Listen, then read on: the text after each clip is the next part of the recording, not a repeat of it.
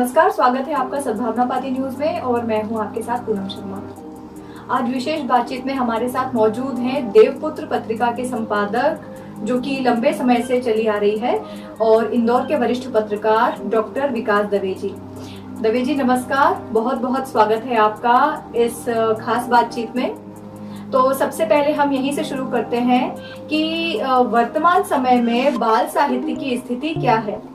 मुझे बहुत अच्छा लग रहा है कि आज कोरोना के इस गृहबंदी के समय में आप जैसे विद्वान पत्रकार से मुझे वीडियो इंटरव्यू के माध्यम से मिलने का अवसर प्राप्त हो रहा है, और इस बात को सुनकर के मुझे और अधिक आनंद आ रहा है कि इस संवेदनशील समय में कि बाल साहित्य और बाल पत्रकारिता, बच्चों का मनोविज्ञान, बच्चों का साहित्य, ऐसे सामाजिक सरोकार के विषयों पर भी चिंतन मनन कर रहे हैं। निश्चित रूप से आपने जो प्रश्न पूछा है कि बाल साहित्य की इस समय स्थिति क्या है, इस समय प्रिंट मीडिया जो है वह लगातार प्रसार संख्या के संकट से गुजर रहा है, और प्रसार संख्या का ये संकट किसी एक अखबार या किसी एक पत्रिका का है ऐसा नहीं, ये सार्वभौम संकट बनकर के उभरा है। ऐसी स्थिति में बाल पत्रकारिता भी निश्चित रूप से इस सबसे प्रभावित हो रही है। आप सबको जान करके आश्चर्य होगा कि एक जमाने में आपकी मेरी पीढ़ी के लोग जिन बाल पत्रिकाओं को पढ़ पढ़ करके बड़े हुए हैं, यानी मैं पराग का नाम बहुत सम्मान के साथ लेना चाहता हूँ, नंदन का नाम लेना चाहता हूँ, चंदा मामा का नाम लेना चाहता हूँ, देवपुत्र भी उसी श्रेणी की एक पत्रिका है। चूंकि मैं संपादक हूँ, अगर उसका नाम लूंगा तो शायद आपको लगेगा कि मैं अपनी प्रशंसा में कुछ कह रहा हूँ, लेकिन वो जो सारी पत्रिकाएं थी वो सब बड़ी पत्रिकाएं जो जीवन मूल्यों के साथ बाल पत्रकारिता कर रही थी। उनमें से अनेक पत्रिकाएं बंद हुई। पराग जैसी बड़ी पत्रिका का बंद हो जाना मुझे लगता है कि एक बड़ी विभीषिका इस राष्ट्र के लिए थी। शेष पत्रिकाओं की स्थिति भी अगर हम देखें, इंडियन न्यूज़पेपर सोसाइटी की जो सूची प्रतिवर्ष जारी होती है प्रसार संख्या की, उसको आप देखेंगे तो स्थिति इतनी चिंताजनक है। देवपुत्र तो ईश्वर की कृपा से इस समय 1 नंबर पर है, और 1 लाख से ऊपर प्रसार संख्या उसकी लगभग मेरा ख्याल है 2 दशकों से अधिक समय से। तो हम लोग इस मामले में थोड़ा सा निश्चिंत हैं, लेकिन हमारे बाद दूसरे, तीसरे, चौथे क्रम की जो पत्रिका है, दूसरे क्रम की ही एक बड़ी पत्रिका देश की, उसका सर्कुलेशन केवल 38,000 है, फिर 28,000 है, फिर 15,000 है। यह जो गिरावट आई है, एक जमाने में ये सब पत्रिकाएं 2-2 लाख, 2.5 लाख प्रकाशन हुआ करती थी, आज इतनी दयनीय अवस्था में उनकी प्रसार संख्या होने का मूल कारण यह है कि बाल साहित्य को पढ़ने के प्रति बच्चों की रुचि थोड़ी कम हुई है। उसके पास अन्य कई विकल्प बन गए हैं, और अब हम सब लोग देखते हैं कि आज की नई पीढ़ी का बच्चा अब लिसनर और व्यूअर बनकर के रह गया है, रीडर नहीं बचा। ये पूरे विश्व की चिंता का विषय होना चाहिए। और बच्चा सुन रहा है, ऑडियो फाइल्स सुन रहा है, दादी नानी की गोद में लेट करके सिर पर हाथ फेरते हुए जो कहानियां हम लोग सुना करते थे वो अब बच्चा नहीं सुन रहा। अब बच्चा जब कहानियां सुनता है तो उसके कानों में ईयरफोन लगा होता है, हाथ में एक उसके रिमोट है और 350 चैनल है, एक माउस हाथ में है, इंटरनेट का एक विशाल संसार है। इस सब के बीच में बाल साहित्य को अत्यंत संघर्ष करना पड़ रहा है, और मुझे लगता है कि जैसे प्रिंट मीडिया सदैव यशस्वी है और चिरजीवी माना जाता है, मुझे लगता है कि बाल पत्रकारिता भी उसी का हिस्सा होने के कारण से बाल पत्रिकाएं भी चिरजीवी है। उस कागज के स्पर्श को, उस प्रिंटिंग इंक की गंध को मुझे लगता है कि हमारी ही तरह नई पीढ़ी के बच्चे भी अनुभव करेंगे। बाल पत्रकारिता का भविष्य तो उज्जवल है, इस मामले में मुझे कोई संशय नहीं।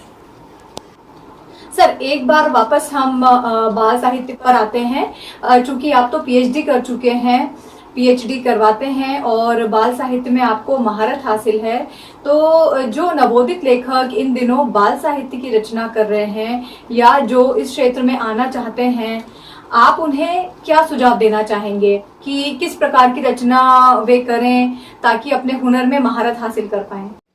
आपने सच कहा कि इस समय नवोदित पीढ़ी जो है रचनाकारों की, उसमें बाल साहित्य लेखन को लेकर के बड़ी रुचि जागृत हुई है। और वैसे तो मैं अपने आप को केवल विद्यार्थी मानता हूँ, भले ही भारतीय बाल साहित्य शोध संस्थान का निदेशक होने के नाते मैं एक लंबे समय से शोध कार्यों में जुड़ा हुआ भी हूँ। 60 से अधिक शोधार्थियों को अब तक पीएचडी भी करवाई है। लेकिन मुझे ऐसा लगता है कि रचना कर्म में मैं अभी अपने आप को बालक ही समझता हूँ। और इसलिए कोई बड़ा मार्गदर्शन या प्रेरणा जैसा कुछ दे पाऊंगा ये तो नहीं लगता, लेकिन फिर भी इतने लंबे समय की समझ के अनुसार केवल इतने सुझाव अवश्य अपने मित्रों को देना चाहता हूँ कि पहली बात तो ये कि बाल साहित्य के रचना कर्म को हम बचकाना काम नहीं समझें। ये कोई ऐसा काम नहीं है जो हंसी खेल में हो जाएगा, चार ध्वन्यात्मक शब्द हमने ले लिए और ध्वनि मूलक कुछ रचनाएं, छुक छुक छुक छुक रेल चली, छम छम छम छम बरसा पानी लिखा और हमको लगा कि बाल कविता हो गई। ऐसा नहीं। बाल साहित्य का रचना कर्म एक अत्यंत जिम्मेदारी का और इस समाज के प्रति अपने दायित्व निर्वाह का बड़ा काम है। और हम अपने समाज ऋण, राष्ट्र ऋण और ऋषि ऋण से उऋण होने के लिए इस बाल साहित्य का रचना कर्म करते हैं।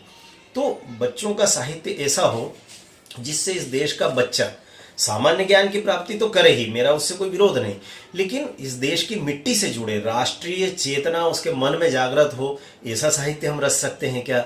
इस भारतीय संस्कृति से हमारे बच्चे लगातार दूर होते जा रहे हैं, जीवन मूल्यों से दूर हो रहे हैं, माता पिता का सम्मान करना बच्चों ने कम किया है, उनके मन में संवेदनशीलता की कमी आई है। मुझे लगता है कि इस प्रकार के जीवन मूल्यों का, गुणों का विकास करने वाला बाल साहित्य अगर आप रच सकें तो निश्चित रूप से आपका बाल साहित्य यशस्वी भी होगा, समाज के लिए भी उपयोगी होगा। और विशेष करके एक निवेदन जरूर करना चाहता हूं कि बाल साहित्य की जो मूलभूत गुणधर्म और विशेषताएं होती है उनका ध्यान रखते हुए बाल साहित्य की रचना करें। जैसे कविताएं हैं तो कविताओं में सामान्यतः गीति रचना, गीत की रचना यदि आप करते हैं उसमें एक लय होती है, एक ताल होती है। इस लयबद्धता के कारण से बच्चा उसको मुखाग्र स्मरण कर लेता है, याद करके गीतों के रूप में बोलता है।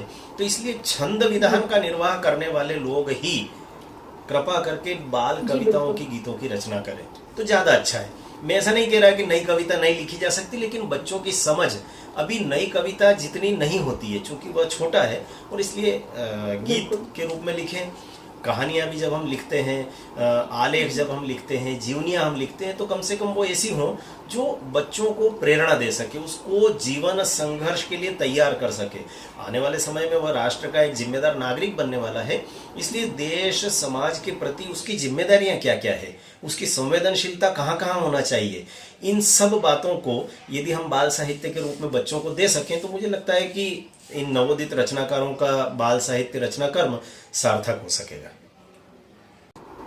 जी डॉक्टर साहब, इससे थोड़ा आगे बढ़ते हैं और मूल पत्रकारिता पर आते हैं। सर, वर्तमान परिप्रेक्ष्य में मूल पत्रकारिता जो कि पत्र पत्रिकाओं की और समाचार माध्यम से शुरू हुई थी, आज डिजिटल युग में इंटरनेट, सोशल मीडिया और टीवी चैनल तक आ गई है, तो क्या मूल परिवर्तन आप इसमें देख पा रहे हैं और कितनी उपयोगिता इसकी रह गई है? खास करके जब हम चैनल देखते हैं, सोशल मीडिया देखते हैं, तो मीडिया की जो क्रेडिबिलिटी है वो किस प्रकार रह गई है, और इसकी क्रेडिबिलिटी जो हम मानते हैं कि गिर रही है, तो हमें क्या उपाय करने पड़ेंगे? पत्रकारिता के संदर्भ में जो प्रश्न किया है, वास्तव में जीवन मूल्यों की पत्रकारिता को जीने वाले आप जैसे अनेक पत्रकार इस बात को अनुभव करते हैं कि इस समय पत्रकारिता जगत में जीवन मूल्यों का, आस्थाओं का संकट हम सब लोग लगातार देख रहे हैं। विशेष करके मुझे लगता है इंदौर की जब हम बात करते हैं तो यह राजेंद्र माथुर जी की, माचवे जी की कर्मभूमि रही है, और माणिकचंद जी वाजपेयी की आभा का एक शतांश भी हम लोग आज अगर अनुभव करते हैं पत्रकारिता में यहाँ पर, तो निश्चित रूप से ये हमारे उन पूर्वजों की पुण्याई ही है।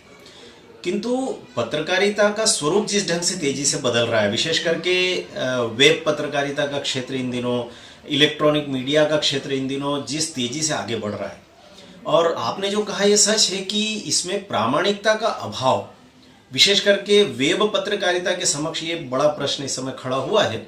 और मुझे लगता है कि यह गंभीर प्रश्न प्रिंट मीडिया के समक्ष नहीं रहा होगा, ऐसा बिल्कुल नहीं मानना चाहिए।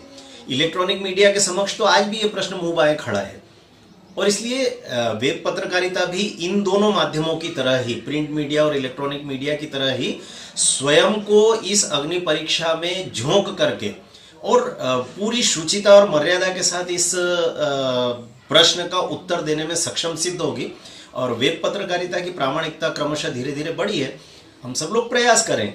आप जैसे कुछ बंधु चूंकि इस वेब पत्रकारिता का हिस्सा हैं, इसलिए मुझे आशाएं तो जागती ही है कि वेब पत्रकारिता के क्षेत्र में भी निश्चित तौर पर कुछ अच्छे काम होंगे। तथ्यात्मक प्रामाणिकता से सन्नद्ध सामग्रियां जन सामान्य को जब मिलना प्रारंभ होगी तो मुझे लगता है कि पत्रकारिता का यह संकट निश्चित रूप से समाप्त होगा। एक बात में और सामान्यतः पत्रकारिता के विद्यार्थियों के बीच जब व्याख्यान के लिए विश्वविद्यालयों में जाता हूँ या पत्रकारिता के महाविद्यालयों में जाता हूँ तो अक्सर कहता हूँ कि पत्रकारिता इस समय कुछ मुहावरों में उलझ गई है। हमारे यहाँ पर बड़े लंबे समय से कहा जाता है कि जर्नलिज्म जो है यह पहले जो है वह मिशन हुआ करता था और अब प्रोफेशन बन गया है। मुझे लगता है कि पत्रकारिता इतनी छोटी चीज नहीं है कि इसको इस तरह के शब्द जाल में उलझाया जाए। आप मुझे बताइए कि मिशन क्या सदैव पवित्र होता है क्या? मिशन तो एक डाकू भी घर से डकैती डालने के लिए निकलता है तो वो उसका मिशन होता है। चोर घर से जब निकलता है तो चोरी करना उसका मिशन होता है। एक हत्यारा जब घर से निकलता है तो हत्या करना उसका मिशन होता है। तो मिशन सदैव पवित्र होता है, इस बात को हम बिल्कुल ध्यान में न लाएं। और प्रोफेशन सदैव खराब होता है, इस बात को किसने बता दिया? हमारे यहाँ पर जिस जीवन मूल्य के आधार पर व्यापार किया जाता है और भारतीय व्यापार और बिजनेस की जो परंपरा है उसमें मुझे लगता है कि यदि पूरी ईमानदारी से हम जितना उपभोक्ता से प्राप्त कर रहे हैं नगद के रूप में, उसके बराबर मूल्य का या उससे कुछ और बेहतर अगर हम दे सकने का प्रयास करें तो मुझे लगता है कि ऐसे प्रोफेशनलिज्म वाली पत्रकारिता जर्नलिज्म भी संभवतः हम सबके लिए आदर्श हो सकती है।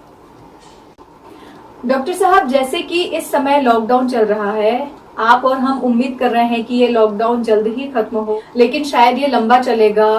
तो जो भी दर्शक आपको इस समय देख रहे हैं, इंदौर वासी आपको देख रहे हैं, तो उनके लिए आपका क्या संदेश रहेगा कि कोरोना से किस प्रकार बचाव करें और क्या क्या एहतियात बरतें इस समय?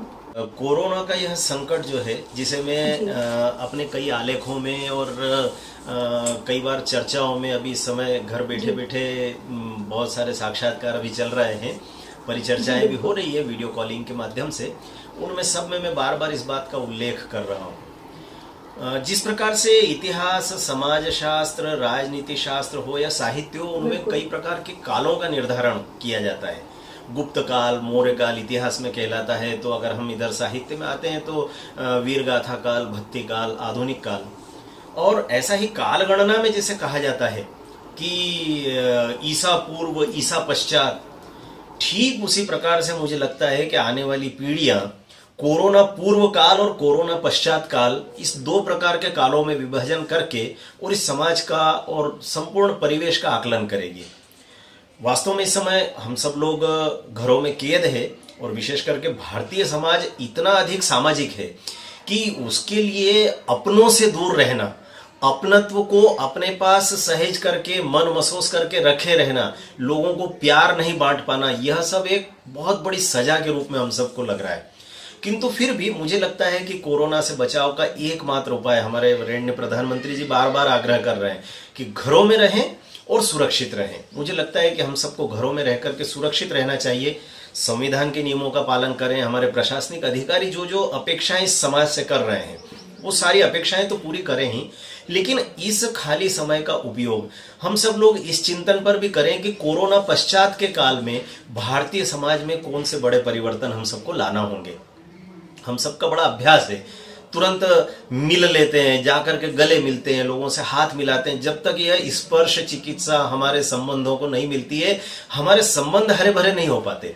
लेकिन अब बहुत कष्ट और दुख के साथ हमको इस बात को स्वीकारना पड़ेगा कि अब हमें मास्क पहन करके निकलना होगा, ग्लव्स पहन करके निकलना होगा, जेब में 25,000 का मोबाइल हो न हो, जेब में एक छोटी सी सैनिटाइजर की शीशी लेकर के साथ में निकलना होगा, लोगों से दूर से नमस्कार करना होगा। हमारी भारतीय परंपरा भी है, हम लोग कोई शेक हैंड और हाथ मिलाने वाले लोग नहीं है, लेकिन फिर भी इन दूरियों को, लेकिन इस बात का बहुत अच्छे से चिंतन करें कि ये दूरियां केवल फिजिकल डिस्टेंस यानी भौतिक दूरी बन करके रहे, हमारी आत्मीयता में दूरियां बिल्कुल ना आने पाए। हम अपने पड़ोसी से, अपने आसपास के लोगों से, समाज के लोगों से उसी आत्मीयता के साथ मिलेंगे, किंतु इस फिजिकल डिस्टेंस को, इस भौतिक दूरी को हम पालन करते हुए इस समाज का हिस्सा बनेंगे। इस समय भी सेवा कार्यों की बहुत आवश्यकता समाज को है।